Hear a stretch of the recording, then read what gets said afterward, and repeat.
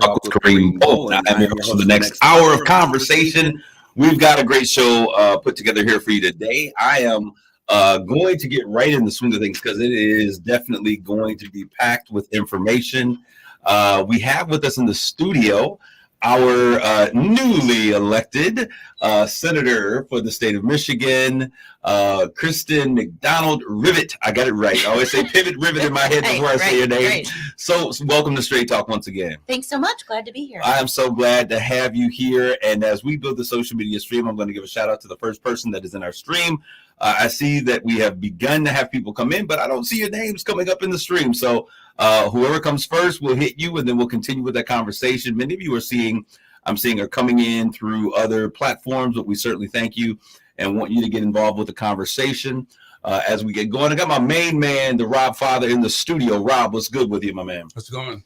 I'm good, man. You're looking good. It's great to have you here.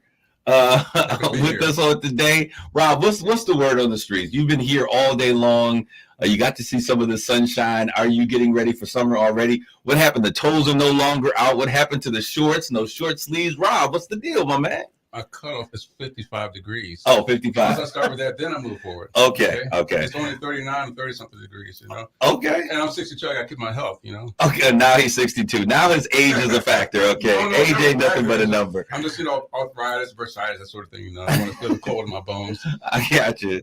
All right, so those first, Shar Goolsby, you are the first person in social media stream. We want to certainly thank you for your continued listenership. I believe that you're yet in the Detroit area.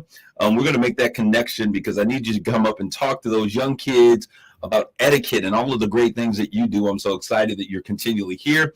Shout out to Stacy, Crosby, Geraldine, Sheila, Terry, everyone that is out there in the social media stream. As you come in, I want you to like, tag, and share this conversation. Y'all know how we do it. I always start by talking about what's on my mind. And so we're going to start with a congratulations to the Saginaw High Trojans for a well-fought victory against your in-city rivalry, soon-to-be teammates, the Arthur Hill Lumberjacks. It was a great game on Saturday.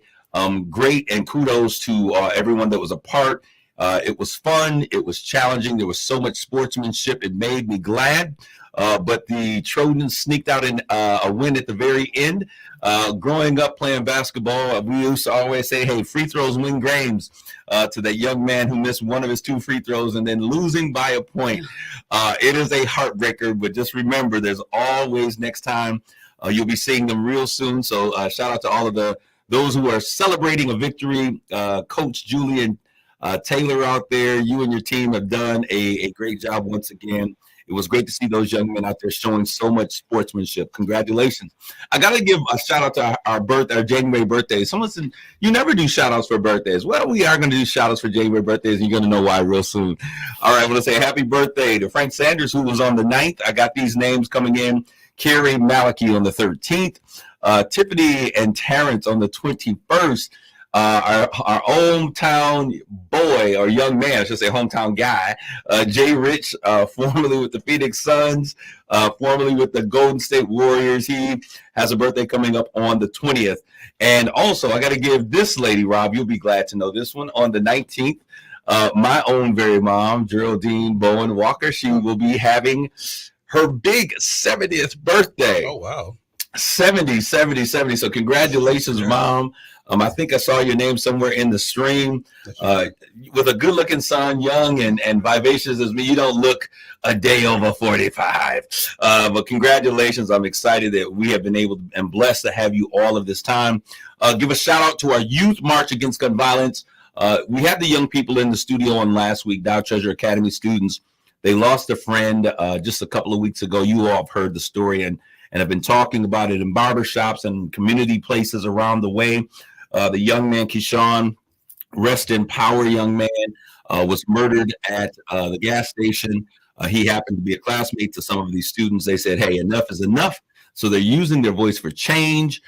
This coming Monday, tomorrow. It is tomorrow on MLK Day. It is not a day off for those of you who are here. It's going to be a day on for service. These young people will be marching beginning at the UAW 699, Local 699 Hall at 1 p.m., marching a very short march. So this is a symbolic march to Saginaw High School, where there will be a rally, and we've got everyone. I mean, this has been amazing. We have our state senator here who will be in the house. Why don't you come on into this conversation, State Senator Rivet? We got our U.S. Congressman Dan Kennedy coming in. You are going to be there. What does this speak to you when you see young people organizing and finally using their voice? What does this say to you? You know, the thing that's so interesting to me about the fight against gun violence across the country is with the most movement has come when kids stand together and march, and they march in the streets and they march in the state capitals. They go to Congress, and that's, 20 years, we've gotten very little done on this issue. And the only time we have is when kids have stand up and demanded it. So we need these young people to stand up and speak out, but we need our community to show that they are being supported in this effort. Come on over at Arthur Hill. Saginaw, once we get there from 1:30 p.m. to about 3, there'll be speakers. There's a 360 photo booth. There's fun, games, food, prizes, all of that. Bring your young people out. So much. This is Straight Talk. We always talking to the village. So we're talking about how we've overcome. We shall overcome. We've sang that song for so many years. It's now for us an opportunity for us to get our young people involved. This is only beginning. I told our young people, once you make this stand, you're forever connected to this fight. And the next day, they got a call about a statewide press conference that's going to take place. And one of the national organizations wanted the young people to speak. And it's time. These young people have a lot to say, and it's time that we listen. And I want to thank you for taking time out to be a part of that, okay? Yeah, I think that one of the things that's really tragic, one of the many things that are tragic about what's happening with gun violence is the way that it makes our kids feel helpless and feel like they're in danger all the time. So the second I heard about this, I said, absolutely. The best thing we can do is help them take some of their power back, which is exactly what tomorrow's about. It's going to be cool. Okay, and certainly no slight. I want to say Annette, big job, Babers. She says, great game on Friday. Also, the Lady Trojans did take home that victory. I think that Saginaw High just won it all the way down the list. We certainly don't want to overlook them. They will be with us on tomorrow. The Lady Trojans and the Men Trojans, and hopefully the Lumberjacks. Everyone, let's bring this. Let's make this a great time. Good evening to everyone that's out there. We're going to turn the corner on this conversation. We're going to get into, I have not had the opportunity to speak with our senator since she has become senator, but I was so glad that she has, she reached out to me, her office. She's keeping her promise. She said, hey, you know what? I'm going to come back, and this is going to be a place where I talk issues, I share information. And so I want to thank you for making good on that. You hesitated. We're just a couple of weeks in, and here you are. How has it been in the Democratic controlled Congress for Michigan? I've got this giant smile on my face, and for those of you who are watching, you can probably see it. It's been there for some time. We're really excited about the potential to actually get some real work done in Lansing. So started sworn in officially on Wednesday. Thursday, showed up to session, introduced my first bill, Senate Bill 3. It's a $500 million tax credit for working families in Michigan. We're gonna get moving, and you should see some big changes happening in the first month. It's gonna be and we're gonna talk about that. In my notes, I put in there, our state senator wants to talk about getting more money for the families. Yes. And I think that is exactly what the nature of our conversation is going to be. I want to give a shout out really quick to Stacy Crosby, who's out in our social media feed. There are a lot of you out there. Stacy Crosby, I want to give you a shout out. She said she tagged Melissa Hayes in the conversation. and you are absolutely right. Saginaw's on there. I was just talking with you today to make sure, was this the same Kevin Hayes? Kevin Hayes. Say a little bit about Kevin. Kevin Hayes is a wonderful young man. I mean, this is me sounding like an old person, right? But, I'm in my 50s now. Kevin is graduate of SASA, born and raised in Saginaw, worked on the campaign. Now he's in my office. He's our district director, handles all of our constituent services. He's here day in and day out. He just said to me, hey, Kevin, what do you want to do? We won. What do you want to do? He said, I want to work for my community. I want to be here every day working in my community. And dude has me working in the community. Yes, I'm getting emails, text messages, phone calls. Kevin, you are doing your job very well. Yes. Very well. Lean in for your community. It's always great. For those of you who are tuning in, I also want you to know that the second half of our show is going to be a great conversation. I have CAP, Community Action for the People. They're in the house. Pastor Coleman Jr., Hurley Coleman Jr. is in the house along with Jeffrey Bowles from CAP. And we're going to be having that conversation about Daniel Heights. Y'all remember the projects, Brick City. We're going to talk about it because we're seeing some things there that are going to be reciprocal in terms of what the things that are happening in our community coming up. And we want to have this conversation. They have a community forum that's going to be taking place. So if you're waiting or you're tuning in for that particular conversation, hold on. We're going to get right to it. But before we do that, we got to talk greens, cornbread. We got to talk kitchen table issues Absolutely. here. So you got right in. You got sworn in on a Wednesday. Mm-hmm. Thursday, you then present some legislation. Many of you that are listening have heard about the Earned Income Tax Credit. Many of you received the Earned Income Tax Credit. You look forward to it.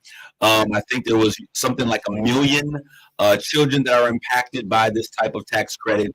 Half the state's children. Half the state's children. Half of the state's children. Wow. Yeah. Wow. Half of the state's children are impacted. There were some numbers that I was looking at, like in 2019, more than 730,000 Michigan households received this particular tax credit.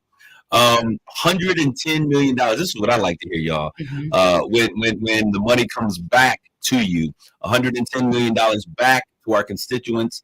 This is based upon 2019 numbers. Okay. So you have positioned and brought forth some new legislation that you're introducing or proposed. You've already done so. Right. There was a press release that was about this, and let's talk about this. What is the difference? Because you are proposing a change to this tax credit. Share a little bit about what you're proposing. So the tax credit has been around for a really long time. In Michigan, we call this the Working Families Tax Credit. And the thing that I think is important to remember is that we got through the pandemic, but with working people. Yes. Right? On the backs of working people. This is how we got to the other side of it. This is how we have been able to come back from that. But the reality is the day-to-day of inflation, what it means. I just got groceries today. My God. Right. Hey, I told somebody, I said, hey, the condition of eggs right now, you might have to substitute meat for eggs. Right. So you get up and have an extra helping of bacon or an extra bacon and ham and omit the eggs because they're ridiculous. I had my 12-year-old son with me, and he came. He said, well, can we have this? And I said, that's name brand. If you lost your mind, put it back on the shelf, right? So, but the reality is for a lot of families that this is hitting really, really hard. And to me, it's not only the right thing to do, but it's the right thing to do for our economy to be able to create a tax credit or expand a tax credit that rewards working families. So if you're a single mom and you're raising 2 kids on your own, this could mean as much as $8,000. Wow. So this is not small money. This is real money. This is real money. So they're in the Saginaw County alone, it's 17,000 households. Wow. So this is not something that you guys are going to get on this this time filing for taxes, but when are we looking to, we're pushing legislation. Is there a consensus? Sometimes we have these great ideas, but as we were talking before we came on the air, if there was ever an opportunity to be optimistic about new ideas and new opportunities and new legislation, if you're a Democrat, it is now. Controlling both chambers allows. We can't get our act together this time. It's a problem. Yeah, there's a problem. So why don't you? Has there been some consensus? Are you able to get some bipartisan support for this? So there is right now the Michigan Earned Income Tax Credit is 6% of the federal. So we've been fighting for several years to get it raised. The good news is we've got consensus to pop it all the way up to 20% of the federal credit, right? My legislation, and the governor supports that. We've got support in the House. In the Senate, my legislation actually takes that to 30%. Wow. So I love our governor, and I said, this is great. I support it. I've been working on it most of my career, but let's make it bigger. Let's get up to 30%. I also so you got some buy-in for 20%. I got buy-in for 20%. And you're saying, hey, let's push this a little bit to 30%. Let's push it. Families need it. And not only that, but at 30%, this puts $500 million back into our local economies. Wow. So there's an economic benefit for it. I also have an amendment I'm offering we'll need it for the eggs. We need it for the eggs. Maybe we all can start buying brand name ice cream again. But it's also I'm going to put some language in, try to run an amendment that allows us to make it retroactive, which means we should be able to figure out how families can get it this year. Oh, that's why you looked at me that way. So I was like, yeah, Like, hey, this year, not so fast, my guy. We need it now. Okay. Families need it now. We're just coming out of the pandemic. There is a lot happening. I do not want families to have to wait until 2024 before they can access this expanded credit. So what is the likelihood that this legislation is going to pass? What are you thinking? Well, I'm the woman who ran in the Senate seat. They said a Democrat can never win. Okay. Okay. So, Too many red districts that are involved with the whole process. Right. Gotcha. I think I'm really optimistic. I know that we're going to be able to get 20. I am having good conversations about moving it up to 30 to be able to have that extra oomph. And I think we're making some progress on the agreement to make it retroactive. We are never going to have a time again that we have this much surplus in Lansing. And the best thing we can do with that surplus. No. Give it back. Wait a minute, Senator. You've got to talk. We got to talk layman's terms. All right. When we say surplus, I think I know what that means. Yeah, but okay. Right, what are you saying to the people? So what it basically means is we have more money in Lansing than we ever have. We have more than we budgeted for. Did y'all hear this? More than we budgeted for. This is the government telling us that they have more money than what they budgeted for. Terry Reid, that's great. Senator appears to be in tune with the need of the people. As a matter of fact, Terry, that's kind of one of the things that she ran on, that she would be, eyes and ears for the everyday individual, not just talking about Wall Street, but talking about the things that affect us on Main Street. Erica Taylor out in, she works for ISD, so she's looking forward to great things from Senator Kristen in regards to early childhood and the families in our community. I know this is something that you're passionate about. For our listeners that are out there, what can they expect? How can they expect you to lean into them as it relates to early childhood and families in the community?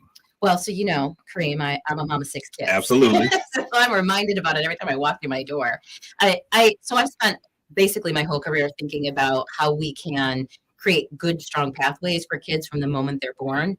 We know that a lot of kids are in households without books. We also know the cost of childcare is so high, most families can't support it. So it's completely it's a system that's completely broken. Our childcare system is totally broken. If you can find childcare, most families have trouble figuring out how to pay childcare and for groceries. But the reality is, most of our childcare centers have wait lists of up to 2 years. So we actually need to invest. We need to start putting money on the ground to be able to open up childcare. We need to subsidize it so that childcare centers can stay open. I want to ask this question because it seems like, and maybe it's just me, but it seems like in the late 80s, the early 90s, there was this thing where there was this real push for companies to allow, to create childcare facilities on location of campuses, work campuses.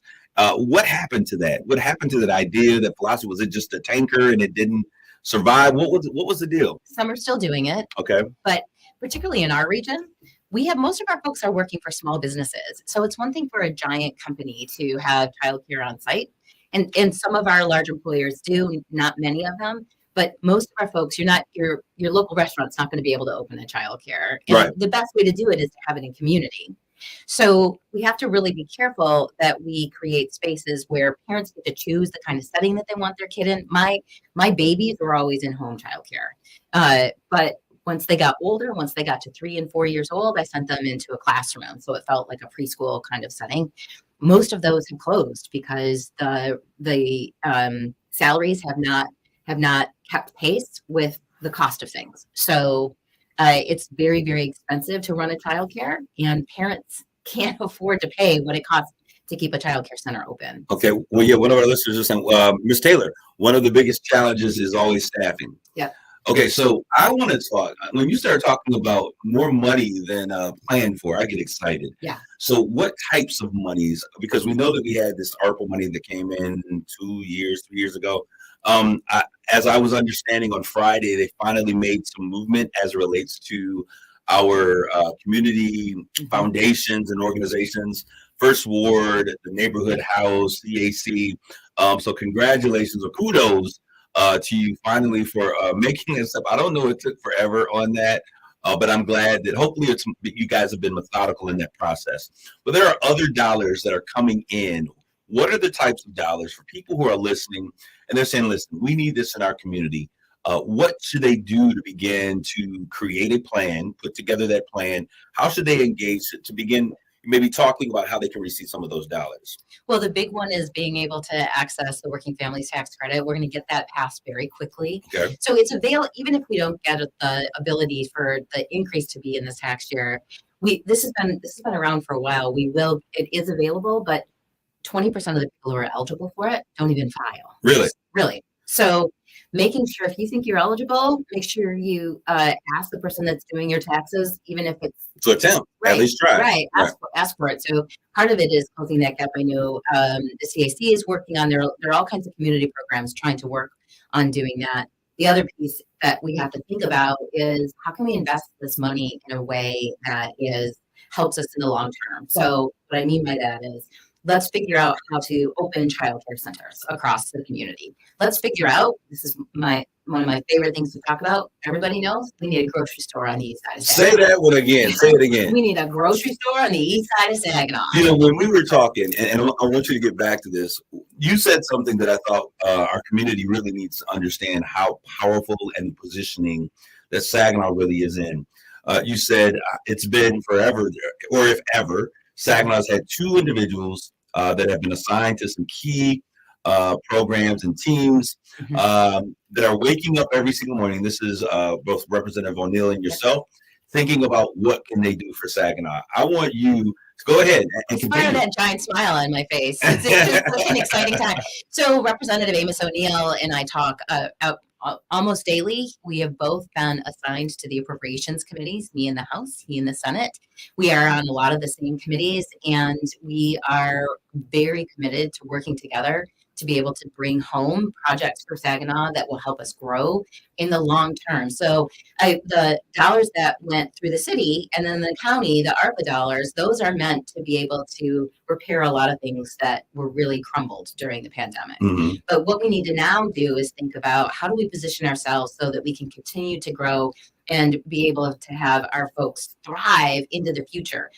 How are we laying the bricks? You know, my dad was a construction worker. I always think like this, right? So how are we laying the foundation that we can build on into the future? And that I think is incredibly possible. And, you know, Amos and I were just together last night talking about it. So I'm excited about that. So one of the things I'm telling people when they say, "Yeah, listen, why did you ask her about the roads? Are there dollars coming down? It's getting hard out here. Oh, man. It's getting real in the hood about these roads. So what about our roads and things? I know that there's a lot of dollars coming in different areas or aspects of our community. What about roads and bridges and those types of things? Yeah. Yes. We have to address it. The problem with the roads is that it is a 30, 40-year problem, meaning that we've not spent the necessary money to maintain them for so many decades that it is not going to be a 4-year or even a 10-year turnaround. One of the things so a lot of people don't understand that different roads come out of different budgets. Okay. So state roads are paid for by state. A lot of what we see driving around the city, those are city roads. Okay. And the expectation is that the city maintain them. Well, about 20 years ago, maybe 30, I'm getting old now, right? The state started to cut what they call revenue sharing. So dollars that came to locals from the state and a share of revenue that was happening, as well as additional dollars that would flow to help repair the local roads, has decreased so much, and in some cases completely dried up. So asking communities like Saginaw, with a shrinking population, shrinking tax base to repair roads, communities like Bay City that have not just a shrinking population, but drawbridges that are incredibly expensive to maintain, are just breaking the backs of communities, and it's happening across the state. Wow. Okay, so what is the agenda? I know that you have some plans, some ideas. What are the things, if you could give me the top 3 things, we see one of them is because you're coming out with this earned income tax credit. But when you look at Michigan and you look at the communities that you represent, what are the top 3 things that you're really going to be focused on in this first term of running as a senator, of being a senator? So the first and most important is money back in the pockets of working people. Okay. So you heard me talk a lot in the last year. 6 in 10 jobs pay less than $47,000 a year. So the reality of that is the price of things is really breaking the backs of folks that are working every day. So we have to figure that out. So there's my bill, and then there was another bill that was introduced around the pension tax. So the very first act you'll see from the Democratic majority is $1 billion worth of tax credits and tax cuts for working families. Putting the money back on the kitchen table. Yep, yeah, absolutely. But then we have to get to work and figure out how to raise that median income. The reality is folks need to make more money. So some of the dollars will go into trying to build up our community from an economic development, trying to bring higher wage jobs here. Every job has dignity, but higher wage jobs have a lifelong path. So that's one of my big priorities is figuring out how to bring more jobs into the region. And then we've got to think about how we can strengthen and improve our education system. Okay. Inflation is driving some people to drink out there. It is a serious thing. We're seeing product shortages, inflation, and delays in being able to get services and goods to us happening all in the perfect storm all at the same time. What can be done in Michigan through our Michigan legislature? Because I know this is endemic of a larger issue, a national issue, a global issue. It's a global issue. It's a global issue. Yeah. So, but what can we do here in Michigan that may make a difference? Well, the best thing that we can do is start to build up. We need to make more things right here. Okay. So one of the things that you've heard the governor talk about that we're able to celebrate in our regions particularly is the making of these trips. So we've all passed those lots with cars that are just sitting there. Everything I think that, from our dishwashers to our phones to our everything's got a chip. Well, the reality is that we actually created that here in this country. Much of that innovation happened right in Michigan, and then it all was moved to China. Absolutely. So along comes the pandemic and everything shuts down. And, China is still having trouble controlling the pandemic. So a lot of these global forces shut down the supply chain. So we can start, there was the CHIPS Act that the president came in to talk about. We have the president in our region. How great was that? It was to talk about the CHIPS Act. So that's an example of what we can do is start to build up the what's happening in our region and in our state. So these supply chain problems are less, but that's not an overnight solution. No, it's just not. I mean, the reality is we're going to have to just wait a while in some of the supply chain. There's very little we're going to do in Michigan in the right now, but we can get to it in the future. Okay, we got a couple minutes left here. What do you want to share with the people? What do you want to say to your constituents who put you in office? Yeah. Those who didn't put you in office, but to the Saginaw Bay, Michigan, is it Michigan Bay region is what we call it? Michigan Bay region? Great Lakes Bay region. I can never remember because I always want to call it the Saginaw Bay region because there is a Saginaw Bay, but that's a whole nother argument. But what would you want to say to the Great Lakes Bay region? First of all, I'm okay with Saginaw Bay region. Okay. So feel free. We built the campaign doorstep to doorstep. We did porch talks where we literally went to people's front porches, asked them to invite 20 of their neighbors and had conversations. So that is actually the way we want to move forward in serving. I said from the very beginning, this is we, not me. This is we all have to come together. There's some big thorny problems in our region that we have to cut. And I certainly don't have all the solutions. So the idea is that we're doing this together. We're going to continue to hold. I'm going to be knocking on doors, asking people to open their front porches again. We should talk about what's going on, what we need to do, how we can roll our sleeves up and do it together. How can people reach out to you? If they want to shoot you an email to say, hey, I got a porch I want you to come and have a conversation on, how should they reach out to you? So there's you can go to KristenMcDonaldRivet.com. Right. To this day, that URL embarrasses me, but it's KristenMcDonaldRivet.com. That's what one of our pages. I have one of those too, KareemBowen.com. Hey, it is what it is. It is. See my sister shaking her head. The other way to do it is to go. We have a official Senate Facebook page, and we also have an official Senate webpage. So either one of those. Or y'all can just call Melissa Hayes and say, hey, tell your son, tell Kevin, and tell the state senator. Right. But I'm so glad and thankful that you're here. A funny thing, my cousin in Detroit says, speak because can't understand why you aren't doing voiceovers as well with that dynamic voice. I think that you are too kind and a little bit biased. We certainly thank you for tuning in down in the Detroit area. But hey, I am so glad to have you here this time. We're going to talk a little bit more because there's a conversation we're going to have. And honestly, I love to invite you to the conversation. They're going to be having a conversation about Daniel Heights. Okay. Daniel Heights was a project community here. We're talking about public housing. Affordable housing is the big buzz. They're going to have this conversation. It's going to be a community involved conversation. They're inviting the community up. They're coming up next, talking about the Daniel Heights projects and what tearing it down meant. How can we stop from allowing these cycles of community housing coming and going, never being fully taken care of or managed the way that they should? We're going to take a quick commercial break. Why don't you say goodbye to the Straight Talk audience? And when we come back, we'll be back with Cap and talking about the projects that they have going on with Daniel Heights. Stick and stay, don't go away. Be back with more Straight Talk. You're listening to Straight Talk with Kareem Bowen on KISS 107.1.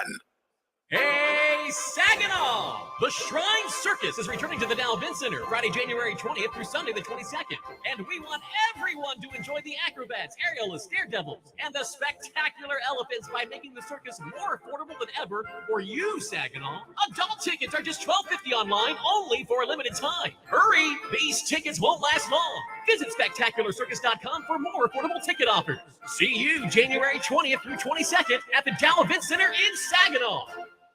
How could my nose be running when it stays on my face? I love my nose. Ooh, I smell cookies.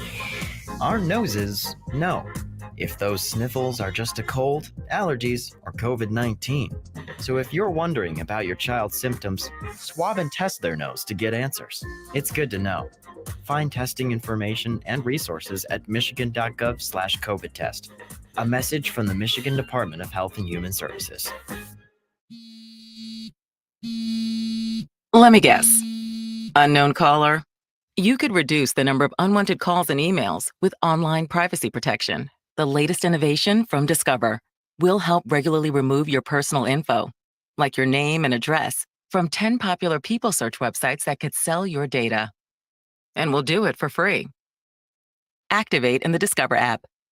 See terms and learn more at discover.com/online privacy protection. RocketGrabPlus.com. This week's deal on RocketGrabPlus.com is from Daylight Outfitters. You will get half off of the Daylight Outfitters Family Fun Deal. The Family Fun Deal includes 1/2 hour of axe throwing and a 1/2 hour of virtual archery for a group of 4. It's normally $90, but you are getting it for $45. Half off? You bet. That's all at RocketGrabPlus.com. RocketGrabPlus.com. You're listening to Straight Talk with Kareem Bowen on KISS 107.1. Hello, this is Kareem. We're back with more of Straight Talk. I'm not sure exactly what happened at that commercial break, but I'm glad you guys have stayed with us. We're going to get into this conversation. I have with me, these are my guys, y'all. I love these two individuals. One of them I have the greatest amount of respect for. We were just saying, he was like, hey, me and your mom, we were the same age group together. And that's Dr. Reverend Superintendent Bishop Hurley Coleman Jr. So good to see you, Doc. So good to have you in the house. This Hurley is fine. I'm just happy to be here. Just Hurley is fine. And then also, y'all know, we got my brother for purpose and all purposes of getting in some good necessary trouble. The man, Jeff Bulls. What's up, Jeff? Hey, Straight Talk. Hey, so we are going JB and Pastor J. That's what we got here, Terry Reed. We're going to get into the conversation today. We talk here at Straight Talk about a lot of the issues that are what I consider getting the village back to focus in the right areas. And we've talked a number of times about affordable housing and public housing and CAP, Community Action for the People. Is that Community Alliance? Community Alliance and Action, whichever one works, both of them are appropriate. Community Alliance for the People is doing something that is very unique. When I heard about it, my spidey senses perked up, and I said, wow, I want to be connected to what's happening. Why don't you tell us what you guys have going on and what you're brewing as we talk about public housing and community housing, because those things are going to be key ideas and issues in the very near future. So, Jeff, why don't you share with us what's going on? Sure. So next Saturday, which is the 21st, from 1 p.m. to 3 p.m. Over at the SVRC Marketplace downtown, second floor, we're going to have a community conversation, and we dubbed these conversations CAP Talks. And CAP Talks is something that we came up with that, we're going to cover a multitude of issues in the community every month, one issue at a time. And we want the community to come out. This particular one is on housing with a particular focus on what happened to the Daniels Heights projects. And we want to have a conversation focused around that particular development or underdevelopment and how that really affected the city, even to this day. It's funny. I'm going to tell you, use your outdoor voice. Most of the time when you talk to kids, you're like, use your indoor voice. He is such a powerful guy. And it's interesting to hear him speak because he speaks softly, but he carries a big stick. When you read his writing and his tone of the voice do not go together, because this man will write you something that will give you a 1-2 punch. I'm still trying to find my literal voice. I'm a writer, but that's been the thing that I've always been good at, even as a kid. So, the voice thing I'm still working on. So, I'm getting there. I suppose. It's power. I always say he who reads leads, he who writes at night. So you continue to use the power that you have in your pen. One other thing that I'm mad at him about, he's got a hairline that just won't go away. Man, he got a hairline like he's 17 years old. Don't move, man. Pastor Bowen, let's talk about this. We're talking about the project of Daniel Heights, and there's been so many. You guys have been doing interviews. Share with us what the people should expect when they. Well, the first thing that I want to make sure that people get is that there is a whole lot of conversation now about affordable housing. Absolutely, affordable housing, and it's almost a misnomer when you start talking about affordable housing. When you harken back to the days of Daniel Heights, when it was public housing, right? Public housing was government subsidized housing that was designed in communities to prepare locations for families that were in migration or that were moving to have to assemble to create community. It wasn't just for people to find a house. It was to create community.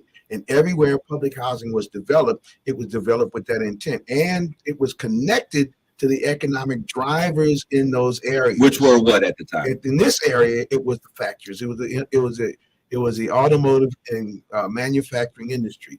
There were people in Saginaw who participated in the Great Migration. And what people just really got to understand, that when you start talking about Daniels Heights, when you start talking about the First Ward, it wasn't black. It was economic, and it was migrants. Can you say that one more time? Because I think that sometimes we look at when the powers that be run away from systems, we will assume that what is existing in the end is what was. It's what it was intentional. Please let them know the economic power that was in the First Ward. Because in reality, the fact that the east side of Saginaw became the black community was an unintentional result of flight.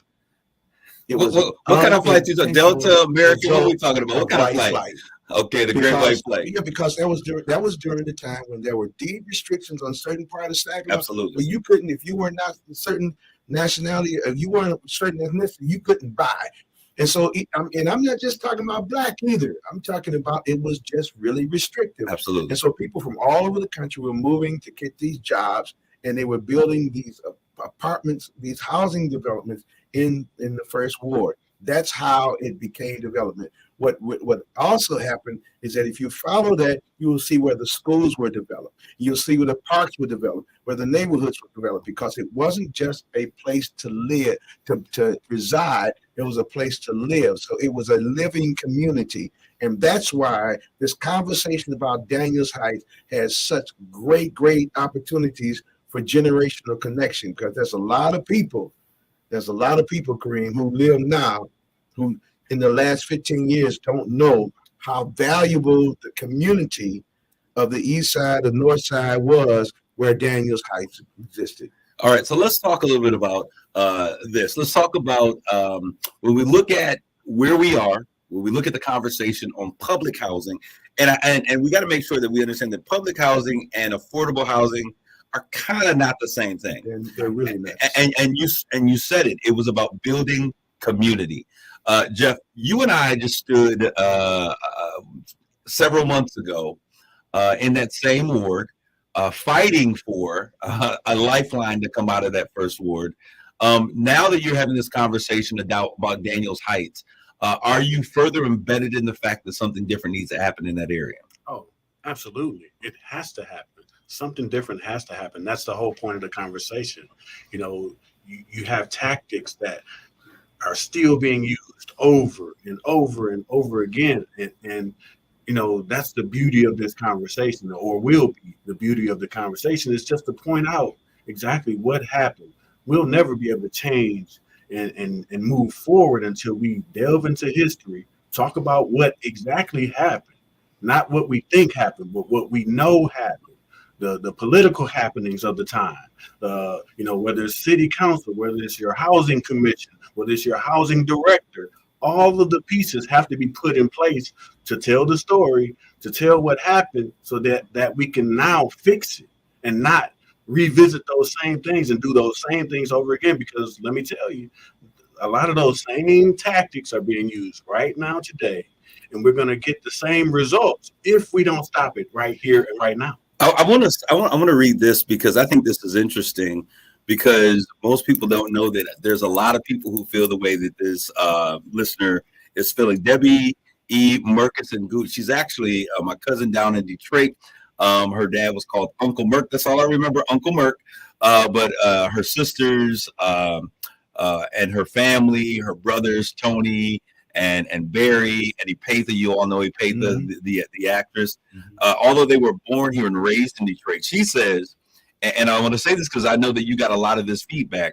My family lived in the first ward and loved it. Yep. Yes. As you hear the story, most people are when we think about Daniel Heights, when we think about Brick City is what people called it. The projects, right? We tend to think that people are there and they're in despair and they don't want to be there. But as you guys are unraveling this information, you guys are having interviews with folks. What are you finding people are saying about Daniel Heights? So one of the first things that people are saying is exactly what you just heard, is that we grew up there, we lived there, our families lived there, and we enjoyed it. Because I go back again, it wasn't just a place to go to sleep. It was community. A place to live. It was community. There were churches there. There were schools there. There were parks and playgrounds there, and there were families there that raised each other. It's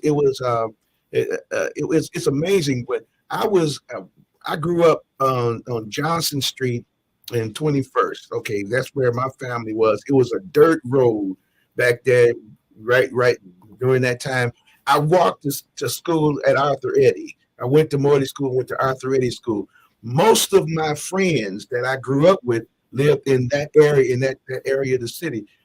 Everybody's family knew everybody's family. Everybody's family raised everybody's family. It was a different time. There was little stores that you could go to and you could get everything you get, but then you also had grocery stores. Oh, I say that on the again. street, man. On the street. Yes. Had everything that you need. Doctor's office. That was a time. This was Dr. Cambridge was my doctor. Absolutely. Dr. Cambridge was my doctor. That's how I got into the world. Now think about this. When integration happened and everything began to move away and people started moving into different places, then it became, why are you still living there? But the people that were living there it was not like you was trouble, because they were working in the factory. There you go. They were working in the plant. They were making livable wages. Yes. And that was a good life. It was a good home until they could find another home. And then they grew up and they moved to another level. What we didn't we didn't preserve community. That's powerful. And we find that happening all over our communities. We fail to preserve community. I want to ask Jeffrey Bulls. He says, Jeff Bulls, can you please give an example of what's going on as it relates to the tactics that continually have the cyclical tactics that we're talking about? Give an example of what you're talking about. Policies. Oh, absolutely. Well, look at our master plan. Master plan, the city's master plan is. Are we going back to the master plan? We'll never get away from it, because a master plan drives all of this. And so I would point people to the master plan, because the master plan is a 10-year outlook on what the city wants to do as far as land usage. That's your policy right there. And what this city is focused on has been blight removal. And that's it. No revitalization, no repair of communities that were lost. That's your smoking gun right there. I want to play devil's advocate for a second. You mentioned blight removal. In order for us to really get people to move into our community, we got to tear down all of the blight. How do we get people to desire Saginaw as their home, to be an inspirational city, and still deal with the issues of these project communities, these lower income homes, these public housing facilities? How do we do both at the same time? I have an opinion about that, and I've said this in a number of meetings and a number of situations with people who are making these same decisions. The best way for you to get people to want to live here is to make sure that the people who live here really enjoy living here. Well, that's the best testimony you got. And see the misnomer here of blight removal is the immediate statement that where you are is ugly, where you are is decrepit, and the community is in blight, as opposed to restoration, renovation, improvement. And that's a whole different mindset. Think about the people who really want blight removal aren't people that live in the place where they call it a blight. Well, let's take a stroll down our main corridor in the city of Saginaw. If we go to Washington and Genesee, there was a building that was there that was housing Section 8 individuals, tenants. A lot of it was trash all around, but we didn't see the destruction of the Bancroft. Why do you think that is? Because it was an economic development tool for not necessarily blight removal, but people removal, so that we could renovate it for people to come. And that's my biggest thing. You can't keep designing all your efforts to bring people in for a future population. I grew up at 14th and Cherry. 13th and Cherry. 13th and Cherry. Jeff grew up at 13th and Cherry. When we go back to our neighborhood now, and people talk about blight removal, there's no blight removal because ain't nothing to remove. Yeah. But what happened when they went back in there and redid the streets? They repaved the streets. And I noticed something strange. What did you know? The plan for repaving the streets took away all the curb cuts. So there's no place where driveways would be. Those easements. Yeah. What's the plan? The plan is that maybe we can fix this thing and suggest that there be some kind of closed development. If we can get rid of all of this, then we can bring a whole new development in and gentrify it so other people can come in. Now, it would have been better for me if we were really talking about this. I think blight removal is more like renovation, or it ought to be more like renovation, as opposed to rezoning places where people live, rezoning it to some kind of business development, which is what we were fighting earlier. And so that the people who live there can improve their home. So this whole idea about blight removal, let's really talk about it. Let's really talk about what they really mean.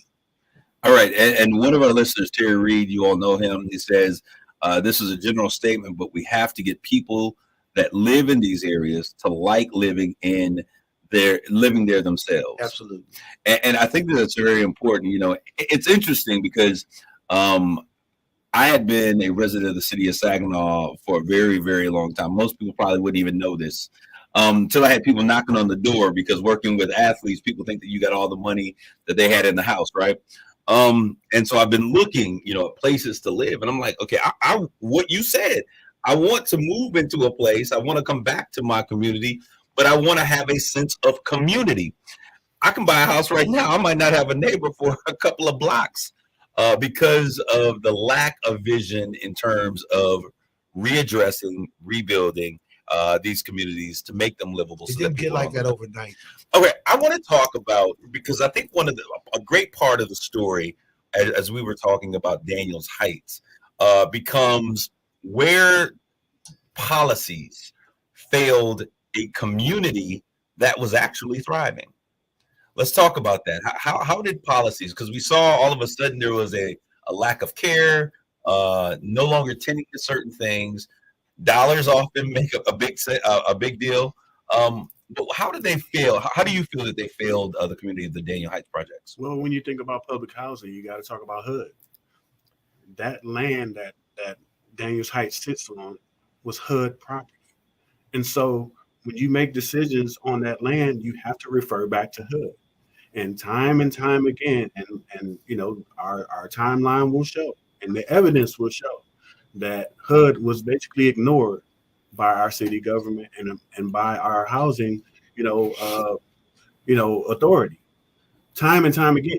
And let me be clear about that. It wasn't just Daniels Heights that's been ignored by HUD.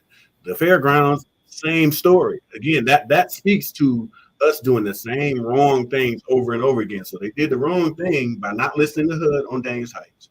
Then you go to the fairgrounds, same deal. That land is owned by HUD. And if you don't do what HUD says, which is build housing on the land. If you don't do that, we will fine you. And if I'm not mistaken, the city of Saginaw found ourselves today because the city of Saginaw hasn't done what HUD told them to do, which is what? Build housing. That's what they're supposed to do. Well, Jeff, we have some housing and some projects that are going to go up along the riverfront. I'm sure there's going to be development and some apartments and lofts and things of that nature. How does that not? Does that not fit into the equation of what we're talking absolutely about? Not. I mean, we know. I mean, it doesn't take much brain power to understand that those types of developments are for people that don't even live here yet. They're hoping to fill those, but those don't address who's here. And at some point, we have to actually do city planning. And city planning involves talking to the people who live here and asking them, what do they envision for housing? And what we've been able to do in all of our talks, in all of our community meetings and other methods that we use to talk to people in this community, time and time again, people say, I love my neighborhood. I want to live here. I want it to be better. Let's do that. I'll tell you, one of the challenges that I've had is that when we have these conversations with certain elements of our community powers that be, there's an anticipation that the citizens of the community must become city planners, and that we must do the work, and that we've got to get a plan, and that we've got to put it together. What do you guys say? Because I'm sure you've run into that same philosophy. What do you say to that? I think that it is a lack of integrity. It really is. I mean, that's the only way I can say it. It's a lack of integrity, because I've served government. I worked my 25 years of career was working for local government. It was what we are talking about. What happened at Daniels Heights, what happened with the housing in Saginaw, was strategic disinvestment. It was planned. It was part of a plan to diminish the value of living in certain places to try to increase or support the development and growth of value in other places. So now this is straight talk, but you talking, you getting into some heavy waters, Doc. But I'm just trying. But you have proof. I mean, you're looking at. All you got to do is follow the track. Okay. I mean, that's one of the things that I really believe is going to come out of this conversation the weekend, because there are people who live there who were living in Daniels Heights and all of a sudden found out, well, this facility is going to be closed down. You got to find someplace else to live.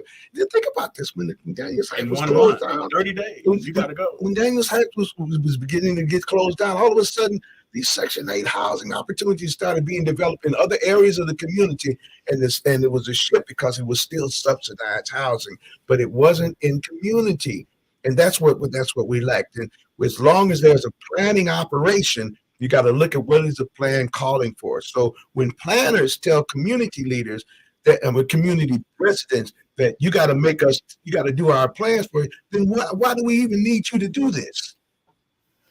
That's what you're getting paid for, to create the plan. You had the degrees, you had all the history, you got all the research available to you. The engineers, the architects, everybody that you need. But the truth of it is that is the plan.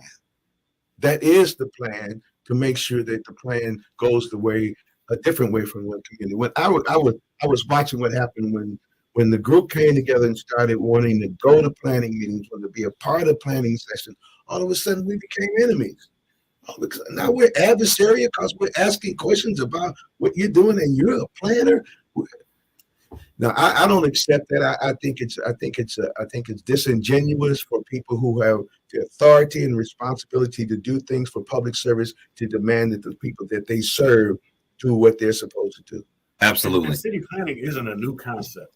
and you don't have to reinvent the wheel. I mean, our brothers and sisters down in Flint, in Detroit, and other places, they actually do city planning. And to a man, we haven't done it here.